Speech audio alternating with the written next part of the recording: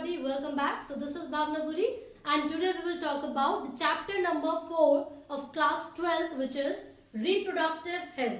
So friends, I have already uploaded chapter number 3 जिसमें हमने NEET के सभी इंपॉर्टेंट क्वेश्चंस भी डिस्कस किए थे और वो सभी जो टॉपिक्स है which are very important for student of class 12 also, वो सब भी हम डिस्कस कर चुके हैं. तो ये जो आपका चैप्टर है रिप्रोडक्टिव हेल्थ, बेसिकली क्या होता है, जब भी हम किसी एक इंडिविजुअल ऑर्गेनिज्म के बारे में बात कर रहे हैं या फिर किसी भी पॉपुलेशन के जो इंडिविजुअल्स हैं उनके बारे में बात कर रहे हैं, तो आपको कैसे पता चलेगा कि कोई भी पर्सन हेल्दी है या नहीं. तो जो वर्ल्ड हेल्थ ऑर्गेनाइजेशन है यानी कि WHO, इनके हिसाब से एक डिफाइन दी गई है हेल्थ के लिए, यानी कि हेल्दी इंडिविजुअल के लिए. और वो डिफाइन किया है, कोई भी एक ऐसा पर्सन जो कि physically, mentally, socially and behaviourally healthy होता है, वेल बीइंग होता है, उस इंडिविजुअल को हम क्या बोलते हैं, हेल्दी पर्सन बोलते हैं, राइट. जनरली हम लोग ये सोचते हैं कि अगर किसी को कोई डिजीज नहीं है, यानी कि अगर कोई डिजीज फ्री इंडिविजुअल है तो वो हेल्दी है. बट हम ऐसा नहीं कह सकते. क्यों? क्योंकि हो सकता है कि उसको स्ट्रेस हो, किसी तरीके का टेंशन हो, है ना. तो ये तो ठीक है कि उसको कोई बीमारी नहीं है, लेकिन टेंशन भी एक तरीके से हमारी फिजिकल स्टेट को अफेक्ट कर सकता है. ठीक है, तो WHO के हिसाब से हम हेल्थ को कैसे डिफाइन कर रहे हैं, इट इज अ स्टेट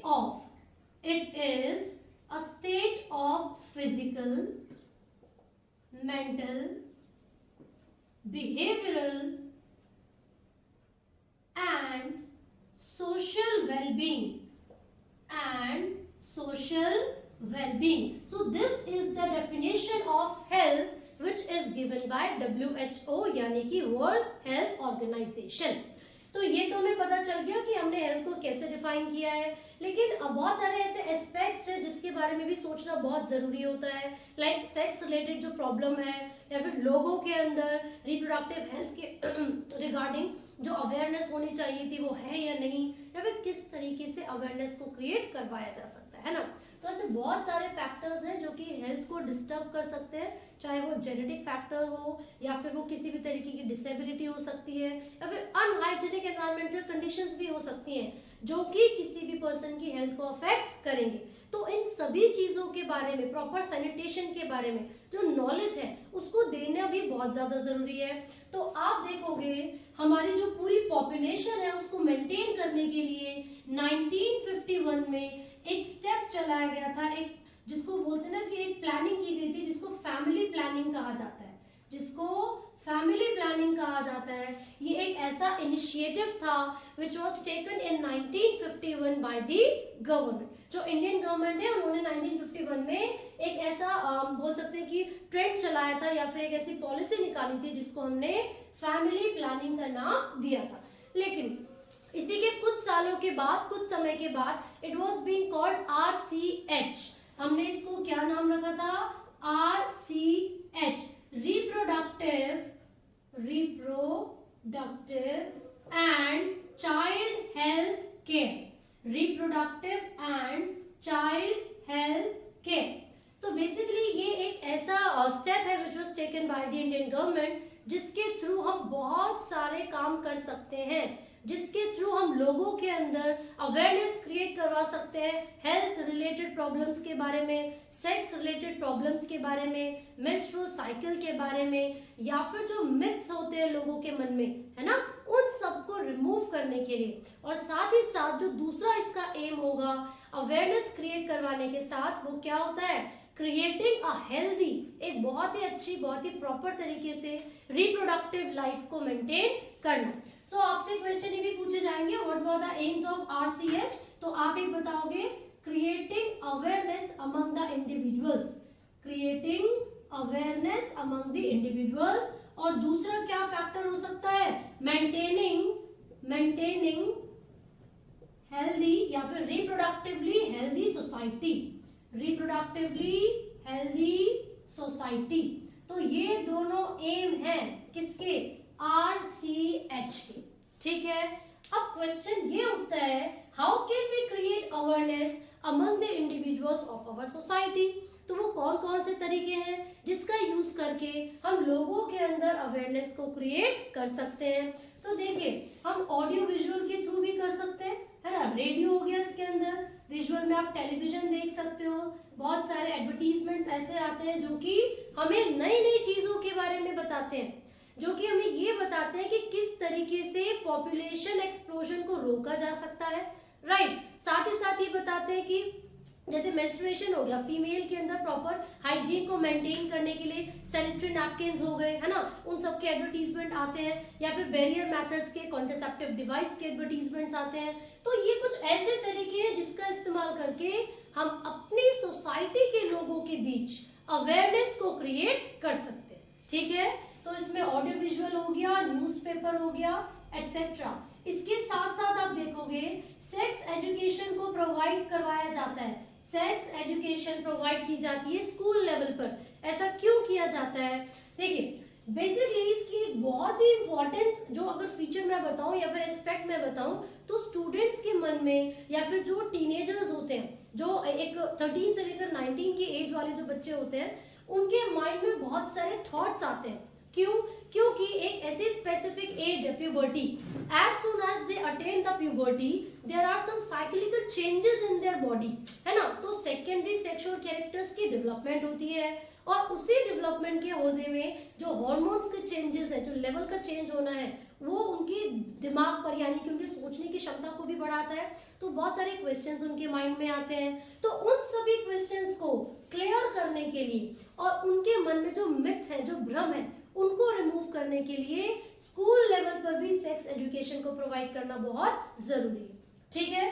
तो अवेयरनेस को क्रिएट करने के लिए ऑडियो विजुअल, मतलब television, radio, newspaper, printing media, इन सब का यूज हो सकता है। साथ साथ सेक्स एजुकेशन प्रोवाइड की जा सकती है स्कूल लेवल पर, ठीक है।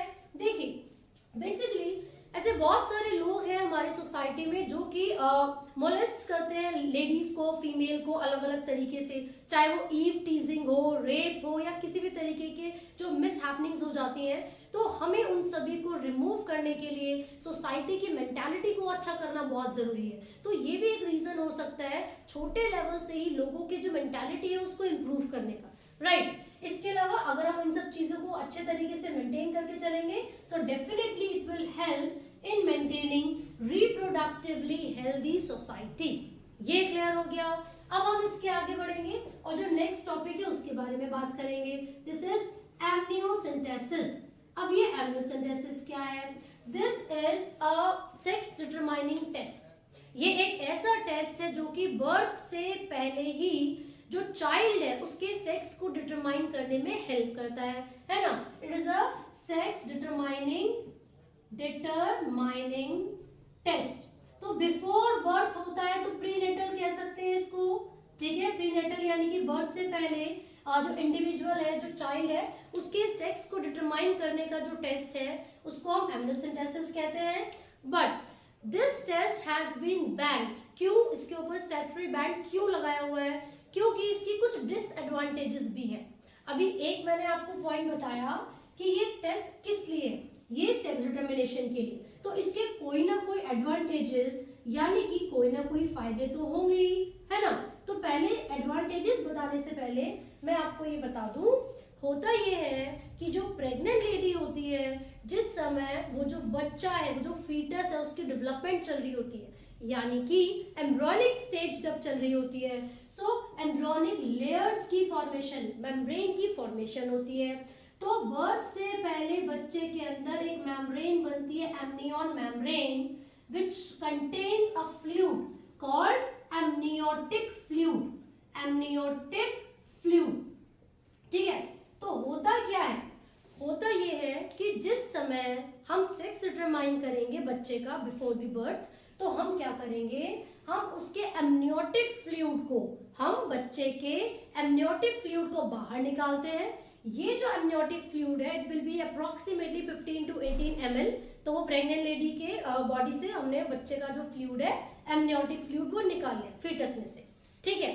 अब हम इसको डिटेक्ट करेंगे, एग्जामिन करेंगे, है ना।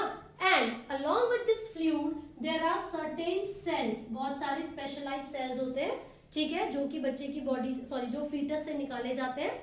और ये जो सेल्स हैं, because these cells contains genetic material and I would say these cells contain chromosomes. तो हम इन क्रोमोसोम्स के पैटर्न के बेसिस पर बच्चे के फ्लूइड में से या बच्चे के सेल में से जो क्रोमोसोम हमने निकाले हैं, इन क्रोमोसोम्स के पैटर्न के बेसिस पर, देखो क्रोमोसोम के पैटर्न के बेसिस को, क्रोमोसोम्स के पैटर्न को कहते हैं karyotype. Karyotype is the arrangement of chromosomes within a cell, है ना। तो जब हमने बच्चे का अमनियोटिक फ्लूइड निकाला, उसके क्रोमोसोम्स निकाले, अब हम देख लेंगे भैया कि जो उसके पास क्रोमोसोम्स हैं वो XX कैरी कर रहा है या फिर उसके पास XY प्रेजेंट है। तो जैसे ही हमें ये पता चलेगा कि वो जो फीटस है, जो फीटस मदर की बॉडी में है, उसके पास XX क्रोमोसोम प्रेजेंट है, इसका मतलब है कि वो बच्चा क्या होगा, फीमेल। लेकिन अगर उसके पास XY कैरियोटाइप है, जो XY अरेंजमेंट है क्रोमोसोम की, वो क्या बताता है, वो ये बताएगा कि वो बच्चा मेल है। तो क्वेश्चन क्या बना, गैमेटोसिंथेसिस किस चीज के लिए होता है, प्रीनेटल यानी कि बिफोर बर्थ सेक्स डिटरमाइन करने के लिए बच्चे का। दूसरी चीज, अब किस तरीके से सेक्स डिटरमाइन करेंगे, एमनियोटिक फ्लूइड के बेसिस पर। एमनियोटिक फ्लूइड जो निकाला है उसमें क्या होगा, क्रोमोसोम्स होंगे। तो क्रोमोसोम्स की जो अरेंजमेंट है, बच्चे के क्रोमोसोम की जो अरेंजमेंट है यानी कि कैरियोटाइप, इसके बेसिस पर हम पता लगा लेते हैं कि बच्चा मेल होगा या फिर फीमेल। तो देखो क्या फायदा हुआ हमें इससे, क्या एडवांटेज है, जब आप कैरियोटाइप को स्टडी कर सकते हो, जब आप ये पता लगा सकते हो कि क्रोमोसोम की अरेंजमेंट कैसी है, फिर तो आपको डिसऑर्डर का भी पता चल जाएगा। मतलब अगर XO type of sex determination इस बच्चे के अंदर है, सॉरी मतलब जो क्रोमोसोम्स बच्चे के अंदर है वो XO है, तो इसका मतलब है उस बच्चे को कौन सी बीमारी है, कौन सा सिंड्रोम है, टर्नर सिंड्रोम। टर्नर सिंड्रोम एक ऐसा डिफेक्ट है जिसमें बच्चे के पास 2X क्रोमोसोम होने की जगह पर सिर्फ एक ही X क्रोमोसोम होता है। तो इसका मतलब है एडवांटेजेस हो गई कि ये डिटरमाइन करवा देता है क्रोमोसोमल डिसऑर्डर को। Chromosomal disorders could be determined. Clear हो गई बात। दूसरा डिसऑर्डर है वो कौन सा है, XO को टर्नर सिंड्रोम कहते हैं। लेकिन इसी की जगह पर 21st क्रोमोसोम पर अगर ट्राइसोमी हो जाए, मतलब अगर 21st क्रोमोसोम पर 2 की जगह पर 3 क्रोमोसोम आ जाए किसी भी जेनेटिक डिसऑर्डर की वजह से, तो इस कंडीशन को क्या बोलते हैं, डाउन सिंड्रोम। तो क्योंकि चाहे डाउन सिंड्रोम हो या टर्नर सिंड्रोम हो, ये दोनों ही क्रोमोसोम से रिलेटेड डिसऑर्डर्स है, राइट। तो ये जो एमनियोसिंथेसिस है, ये एक ऐसा टेस्ट है जिसका हमें फायदा मिलता है। वो फायदा ये है क्योंकि ये क्रोमोसोमल डिसऑर्डर्स को डिटेक्ट करने में हेल्प कर रहा है ना। दूसरा, लिप पे जो क्लेफ्ट बन जाता है, जैसे किसी का होठ जो होता है वो माल फॉर्म्ड होता है, प्रॉपर तरीके से बना नहीं होता, उसमें कट होता है, so this could also be detected, है ना।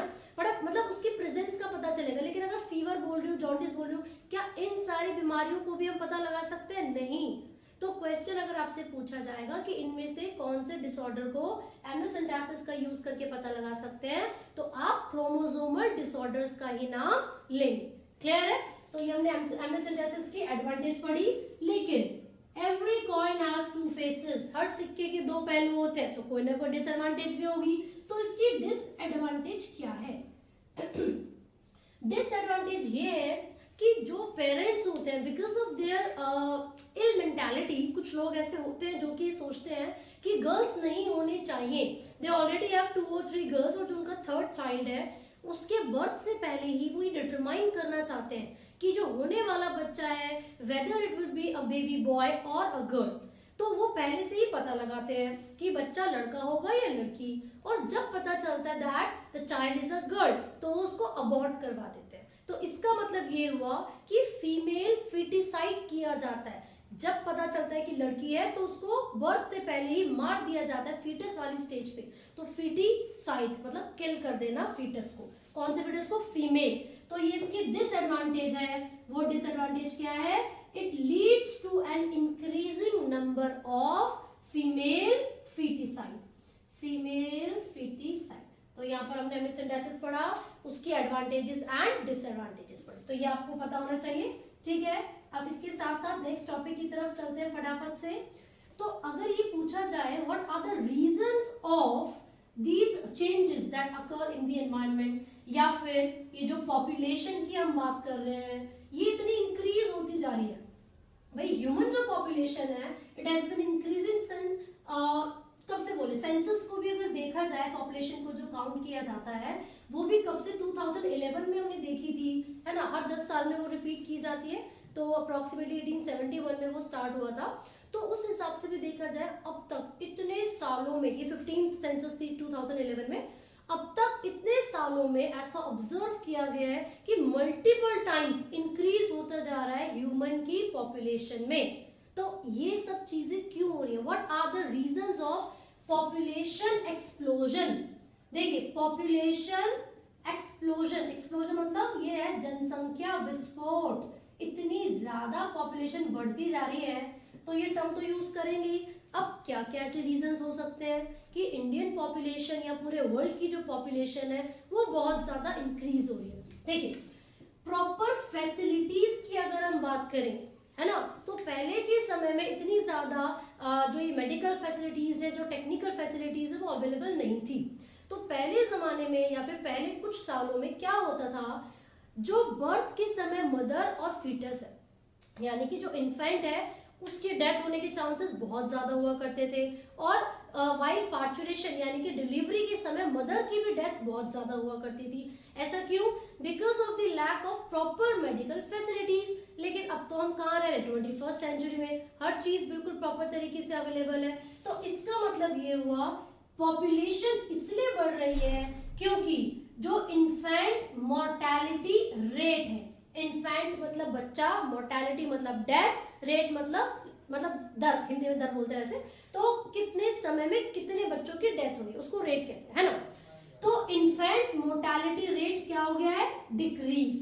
साथ ही साथ मैटरनल यानी कि मदर की जो डेथ का रेट है, मोर्टेलिटी रेट, वो भी क्या हो गया है, decrease due to proper medical facilities. तो इन दोनों के रेट में डिक्रीजमेंट होने की वजह से पॉपुलेशन बढ़ती जा रही है, ठीक है। साथ ही साथ जो मैरिज यानी कि जो ऐसे इंडिविजुअल्स हैं जो शादी कर सकते हैं, जो मैरिज कर सकते हैं, है ना, तो रिप्रोडक्टिवली फिट या हेल्थी इंडिविजुअल्स का जो नंबर है वो इंक्रीज होता जा रहा है ना। तो हम लिख रहे हैं यहाँ पर मैरिजेबल कपल, है ना, इनका जो नंबर है, इनकी जो संख्या है, क्योंकि ये बढ़ती जा रही है इसीलिए पॉपुलेशन एक्सप्लोजन हो रहा है। तो ये हमें पता चला, है ना। Billions of individuals are present in India only, तो बहुत ज्यादा पॉपुलेशन है इंडिया की भी। तो अगर हम बात करेंगे वो फैक्टर्स की, तो ये कुछ फैक्टर्स हैं जिस वजह से पॉपुलेशन जो है वो बहुत ज्यादा बढ़ती जा रही है। But in order to control the population बहुत सारे स्टेप्स लिए गए हैं। इवन एक स्लोगन है जो कि आपकी एनसीईआरटी में भी गिवन है, हम दो हमारे दो, हम दो हमारे दो, ठीक है भाई। हम तो मतलब मियाँ बीवी हो गए, पति पत्नी और उनके दो बच्चे, ठीक है।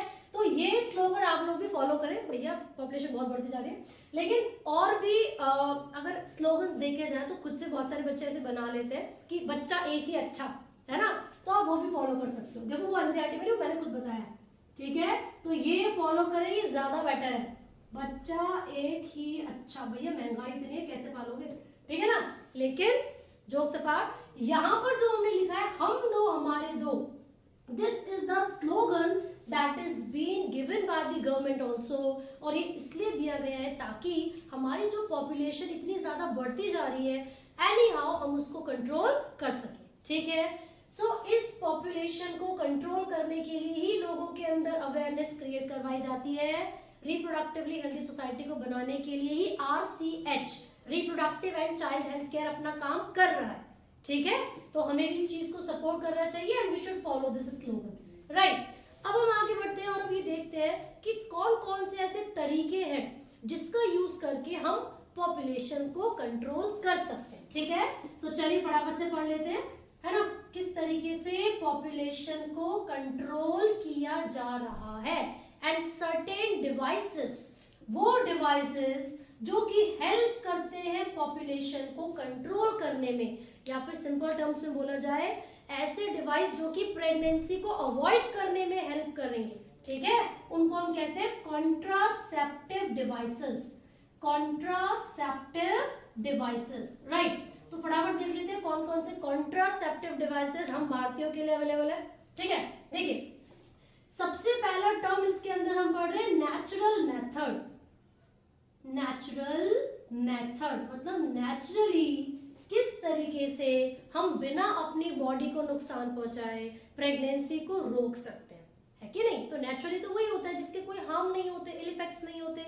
तो बच्चे मैंने प्रीवियस वीडियोस में आपको मेंस्ट्रुअल साइकिल समझाया था, उसमें मैंने ये बताया था कि हर मंथ के लगभग 14th डे मतलब जिस दिन से मेंस्ट्रुअल साइकिल शुरू हुआ था उसके हिसाब से जो 14th डे होगा उस दिन ओव्यूलेशन होने के मतलब एग के रिलीज होने के चांसेस सबसे ज्यादा होते हैं। ठीक है, तो देखो मैंने तब भी ये बोला था कि हम प्रिडिक्ट नहीं कर सकते कि हमारी बॉडी में एग्जैक्टली 14th डे पर ही एग रिलीज हो रहा है। हो सकता है उससे 2 दिन पहले हो जाए हार्मोनल डिसबैलेंस से, हो सकता है कि 2 दिन बाद हो। तो अगर आप प्रेगनेंसी को अवॉइड करना चाहते हो वो भी नेचुरली, तो हमें क्या करना है, जो मेंस्ट्रुअल साइकिल के 10 से 17 डेज हैं, मेंस्ट्रुअल साइकिल के 10 से 17 जो डेज होंगे उन दिनों में क्वार्टर्स को यानी कि सेक्सुअल कांटेक्ट को अवॉइड करना है। क्लियर है। तो नेचुरल मेथड में ए पार्ट अगर मैं बताऊं so this is abstain, periodic abstain, पूरा लिख देते हैं पीरियोडिक एब्स्टेन। देखिए एब्स्टेन का मतलब है टू अवॉइड, पीरियोडिक का मतलब एक स्पेसिफिक टाइम पीरियड, राइट। तो मैंने ये बताया कि 10 से लेकर जो 17वां दिन होगा मेंस्ट्रुअल साइकिल का, अगर इन डेज को अवॉइड कर दिया जाए मतलब इन दिनों में सेक्सुअल कांटेक्ट को, इंटरकोर्स को अवॉइड कर दिया जाए, so the pregnancy could also be avoided. और क्योंकि इन दिनों में ओव्यूलेशन के चांसेस सबसे ज्यादा होते हैं बेटा, डेंजरस पीरियड होता है। क्यों है डेंजरस? क्योंकि अगर आपने नहीं सोचा, नहीं ध्यान दिया, है ना, और ऐसा मत सुन लो, अगर आपने नहीं सोचा, नहीं ध्यान दिया और इस समय अगर इंटरकोर्स हो गया तो बैड मुझे, क्योंकि ये ऐसा समय है जिसमें ओव्यूलेशन के चांसेस सबसे ज्यादा होते हैं, है ना। बच्चे ना ये टाइम पीरियड में कंफ्यूज रहते हैं, मैं फटाफट समझा देती हूँ। मान लो किसी फीमेल को 5 तारीख को मेंस्ट्रुएशन शुरू हुई, किसी भी मंथ की, जनवरी फरवरी मार्च अप्रैल, 5 तारीख को अगर मेंस्ट्रुअल साइकिल मेंस्ट्रुएशन स्टार्ट हुई है तो इस तारीख के हिसाब से जो 14th डे होगा, इस 14th डे कौन सा होगा, मतलब 19 तारीख को सबसे ज्यादा चांसेस होंगे ओव्यूलेशन होने के, है ना। लेकिन मैंने भी बताया था कि हार्मोनल डिसबैलेंस हो सकता है, तो अगर हार्मोनल डिसबैलेंस हो गया तो आप तो अंदाजा लगा के बैठे थे बेटा 19 तारीख को एग रिलीज होगा, और एग 2 दिन पहले ही रिलीज हो गया तो 17 तारीख को, या फिर 21 तारीख को रिलीज हो गया, तो इसीलिए मैंने बोला है कि यहाँ पर जो 14th डे है उससे 2-3 दिन पहले और 2-3 दिन बाद भी सेक्सुअल कांटेक्ट को अवॉइड किया जाए अगर आप प्रेगनेंसी को अवॉइड करना चाहते हो, अदरवाइज सोच लेना। फिर चलो भाई आगे बढ़ते हैं। तो पहला क्या था, पीरियोडिक एब्स्टिनेंस, यानी कि स्पेसिफिक टाइम पीरियड को अवॉइड करना। अब दूसरा क्या है, नेचुरल मेथड। दूसरा नेचुरल मेथड होता है जिसमें जो मेल पार्टनर होगा वो स्पर्म्स को फ्यूज नहीं होने देगा एग्स के साथ। जो मेल पार्टनर होगा वो स्पर्म्स को एग के साथ फ्यूज नहीं होगा, इसको कहते हैं कॉइटस इंटरप्टस, कॉइटस इंटरप्टस, ठीक है ना। इसको विड्रॉल भी कहा जाता है। तो बेसिकली इसमें होगा क्या, जो मेल पार्टनर है वो ड्यूरिंग कॉपुलेशन यानी कि सेक्सुअल कांटेक्ट के दौरान जो पेनिस होता है उसको फीमेल की बॉडी से बाहर निकालेगा, तब जब ये लगेगा कि स्पर्म्स रिलीज होने वाले हैं, तो इसका मतलब ये हुआ during sexual contact the male partner will withdraw the penis so that the sperms could not reach the female genital tract and no fusion occurs। ठीक है भाई, तो ये भी नेचुरल मेथड में आ गया, है ना। तो इसको विड्रॉल। और थर्ड हम बोलते हैं लैक्टेशनल एमेनोरिया, लैक्टेशनल एमेनोरिया, ठीक है। अब इसके अंदर क्या होता है, लैक्टेशनल एमेनोरिया क्या है, just after pregnancy when the lady is providing milk to the child infant, यानी कि जिस समय लेडी फीडिंग कर रही होती है प्रेगनेंसी के बाद, तो ज्यादा से ज्यादा मतलब मैक्सिमम 6 मंथ्स, ये मैंने सबसे ज्यादा समय बताया है, मैक्सिमम 6 मंथ्स होते हैं। तो प्रेगनेंसी के लगभग मतलब मैक्सिमम 6 महीने तक फीमेल की बॉडी में एग रिलीज नहीं होगा, मतलब ओव्यूलेशन नहीं होगी। तो जब ओव्यूलेशन नहीं होगी तो फिर फर्टिलाइजेशन भी नहीं होगी। तो अगर इस समय में सेक्सुअल कांटेक्ट किया जाए तो प्रेगनेंसी के चांसेस बहुत कम होते हैं, ठीक है।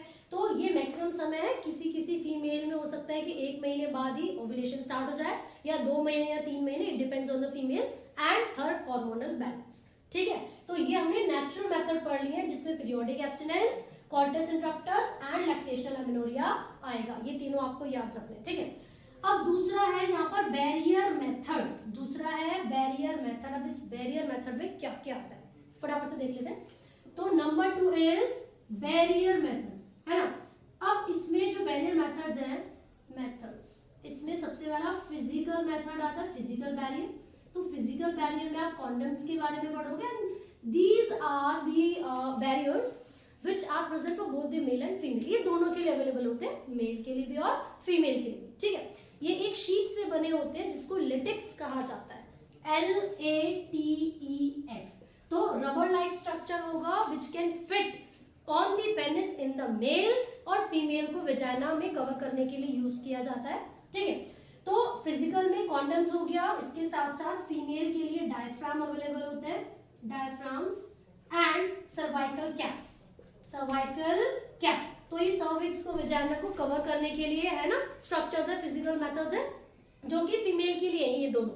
जबकि जो कॉन्डम्स है these are available for both the male and female. इसका एक ब्रांड भी है जो आपके एनसीईआरटी में गिवन है, निरोध, ठीक है। तो ये आपको याद रखना है। कौन सी शीट से बना है, लेटेक्स। क्या काम करेगा, क्या किस तरीके से ये हेल्पफुल है, ये अलाउ नहीं करता fusion of male and female gametes. तो ये आपको याद रखना है ना। अब ये जो बैरियर मेथड्स है या ये जो डिवाइसेस हैं, इन डिवाइसेस के लिए एक क्वेश्चन आपसे पूछा जाएगा कि आप किसको आइडल कॉन्ट्रासेप्टिव बोलोगे, है ना। ध्यान से सुनिए, आइडल कॉन्ट्रासेप्टिव कौन सा होगा, which is easily available, which is easily available. दूसरा विच इज चीप, सस्ता होगा वो थोड़ा सा। तीसरा भैया प्राइवेसी मिलना भी तो जरूरी है ना। खैर तो मैंने ऐसे लिख दिया और बता देती हूँ, जैसे कि इजीली अवेलेबल हो गया, चीप हो गया। नेक्स्ट लिखोगे आप laser side effect, laser side effects, मतलब जो साइड इफेक्ट्स है वो बहुत ही कम हो, या तो नो साइड इफेक्ट्स और लेसर साइड इफेक्ट्स, ठीक है। इसी के साथ साथ जो प्राइवेसी वाली टर्म मैंने लिखी थी वो इसलिए लिखी थी क्योंकि जैसे कि कॉन्डम्स है, नोबडी एल्स इज नीडेड, है ना, इसको यूज करने के लिए, इसको पर्सन इंडिविजुअली यूज कर सकता है, ठीक है भाई। अब इसी के साथ साथ एक बहुत इंपॉर्टेंट चीज यहाँ पर हम फोर्थ फैक्टर लिख रहे हैं, that helps in avoiding STDs. ऐसा होना चाहिए वो जो फिजिकल बैरियर है या फिर जो कॉन्ट्रासेप्टिव डिवाइस है कि वो एसटीडीज यानी कि सेक्सुअली ट्रांसमिटेड डिजीजेस से इंडिविजुअल को बचा सके, ठीक है। तो ये हमने यहाँ पर पढ़ लिए। बैरियर मेथड में हमने फिजिकल पढ़ा है सबसे पहले, ठीक है। अब यहाँ पर दूसरा हम आईयूडीज पढ़ेंगे, आईयूडीज, है ना। इसी के साथ मैं आपको बता दूं, there are certain spermicidal creams और jelly which are used by the individuals to avoid the fusion of male and female gametes, है ना। तो वो हम केमिकल में भी पढ़ सकते हैं क्योंकि वो जो जेलीज है या फिर जो स्पर्मिसाइडल क्रीम्स हैं, ठीक है। तो ये ऐसे केमिकल्स हैं जो कि स्पर्म्स को फ्यूज होने से रोकते हैं गैमेट, फीमेल गैमेट यानी कि एग के साथ, ठीक है।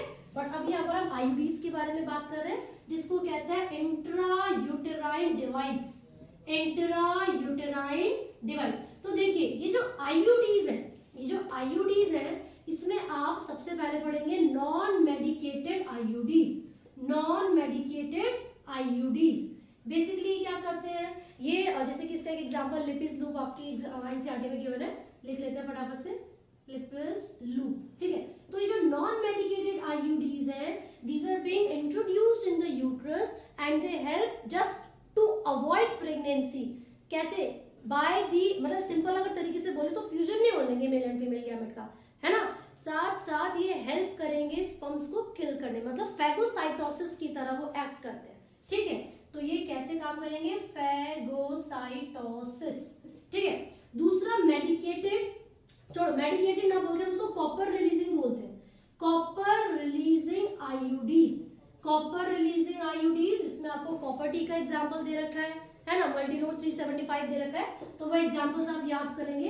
कॉपर टी, तो ये क्या होता है, ये एक टी शेप का एक स्ट्रक्चर है, टी शेप का एक डिवाइस है which is introduced inside the uterus of the female, female के यूट्रस में इसको हम इंट्रोड्यूस करेंगे और ये नाम से पता चल रहा है क्या रिलीज करेगा, कॉपर करते हैं, ये सप्रेस कर देते हैं स्पर्म की मोटिलिटी को, सप्रेस कर देते हैं स्पर्म की मोटिलिटी को।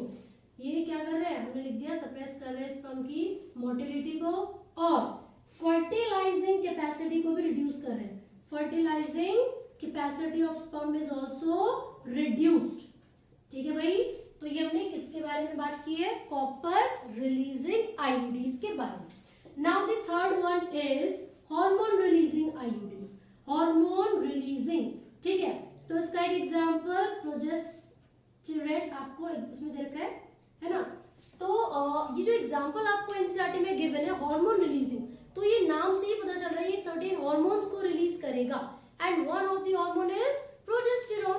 तो ये क्या करता है, सबसे इंपॉर्टेंटली इसका जो फंक्शन है वो ये है, मेक यूट्रस अनसुटेबल, यूट्रस को और सर्विक्स को अनफिट बना देता है, अनसुटेबल बना देता है, या फिर बोलेंगे हॉस्टाइल बना देता है स्पर्म के लिए। ये सर्विक्स को हॉस्टाइल बना देता है स्पर्म्स के लिए, ताकि जो स्पर्म्स हैं वो फीमेल रिप्रोडक्टिव ट्रैक्ट यानी कि फैलोपियन ट्यूब के अंदर तक ना पहुंचे और ना ही फर्टिलाइजेशन हो सके। क्लियर है, तो हमने क्या पढ़ा, natural method, barrier method. Third हम अगर पढ़ेंगे तो केमिकल मेथड्स की बात करेंगे, जिसमें हम किस तरह बात करेंगे, ओरल पिल्स। अब ये ओरल पिल्स बड़ी इंपॉर्टेंट है, तो मैं ये रब कर देती हूँ। अब हम पढ़ रहे हैं केमिकल मेथड्स। तो जो केमिकल मेथड्स हैं इसमें हम ओरल पिल्स के बारे में पढ़ेंगे। चलो भैया देख लेते हैं केमिकल मेथड्स हैं क्या। सारे मेथड्स प्रेगनेंसी को अवॉइड करने के लिए हैं, ठीक है। 2 है तो ये 3 हो गया। बेसिकली जो केमिकल मेथड्स है इसमें हम स्पर्मिसाइडल क्रीम्स और जेली के बारे में पढ़ेंगे। मैंने भी बताया था सर्टेन केमिकल से बने होते हैं स्पर्मिसाइडल क्रीम्स एंड जेलीज, ठीक है।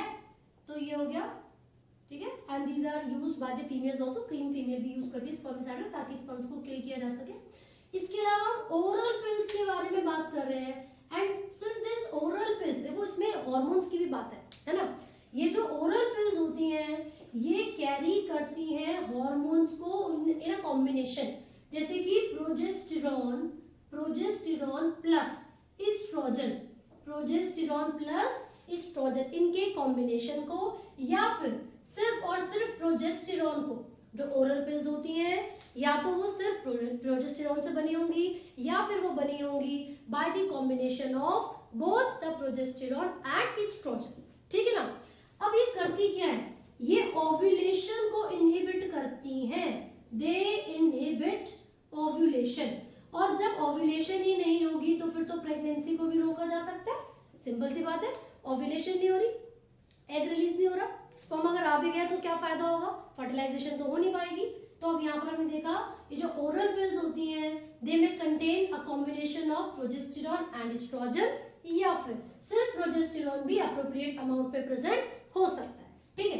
अब यहाँ पर मैं 2 एग्जांपल आपको बता रही हूँ, एक है माला डी और दूसरी है सहेली। माला डी और सहेली, जो माला डी है वो स्टीरॉयडल प्रिपरेशन है, स्टीरॉयडल प्रिपरेशन है, और जो सहेली है वो नॉन स्टीरॉयडल है, नॉन स्टीरॉयडल। मैं सिंपल सी एक बात यहाँ पर बता दूं कि जो स्टीरॉइड्स होते हैं these are very harmful for the body. ये एक्ट करते हैं और डिस्टर्ब करते हैं न्यूरोट्रांसमीटर्स को, तो अफेक्ट कर सकते हैं हमारी बॉडी के नॉर्मल फिजियोलॉजी के साथ, ठीक है। तो बेटर क्या रहेगा, नॉन स्टीरॉयडल जो पिल्स है उनको यूज किया जाए एज अ कॉन्ट्रासेप्टिव पिल और प्रेगनेंसी को अवॉइड किया जाए, है ना। तो यहाँ पर माला डी जो है ना ये 21 डेज के लिए ली जाती है with a gap of 7 days of menstrual cycle. उसके अलावा जो सहेली की अगर मैं बात करूं, this is once a week pill, once a week pill, ठीक है, हफ्ते में एक बार लेने वाली पिल है। दूसरी चीज सहेली जो कि एक नॉन स्टेरॉइडल प्रिपरेशन है, इसको CDRI में बनाया गया था, central drug research institute, which is in Lucknow, India, ठीक है भाई। तो कहां पर प्रिपेयर किया गया था सहेली को, CDRI यानी कि सेंट्रल ड्रग रिसर्च इंस्टीट्यूट। हमने यहाँ पर लिख लिया है CDRI की फुल फॉर्म, बट ये जरूर पूछी जाती है नीट में भी, तो जरा ध्यान से पढ़े, है ना। तो हमने किस किस के बारे में बात की है, केमिकल मेथड्स में स्पर्मिसाइडल क्रीम्स, जेलीज, ओरल पिल। एक और पढ़ लेते हैं इम्प्लांट, फिर एक इंपॉर्टेंट क्वेश्चन डिस्कस करेंगे।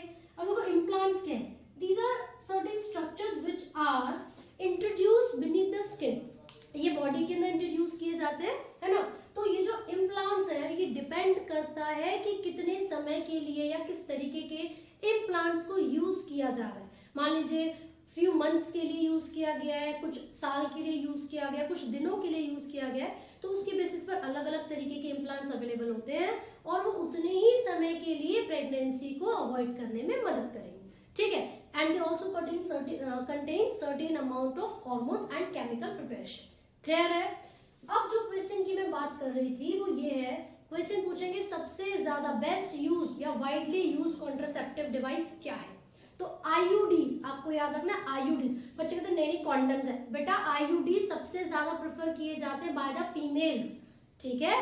तो आपका आंसर होगा आईयूडीज, इंट्रा यूटेराइन डिवाइसेस। जैसे कि कॉपर का एग्जांपल ले लो, 3 साल 2 साल 1 साल जितने साल के लिए भी फीमेल उसको इंट्रोड्यूस करवाएगी उतने समय के लिए प्रेगनेंसी को अवॉइड किया जा सकता है। क्लियर है, यहाँ तक हो गया।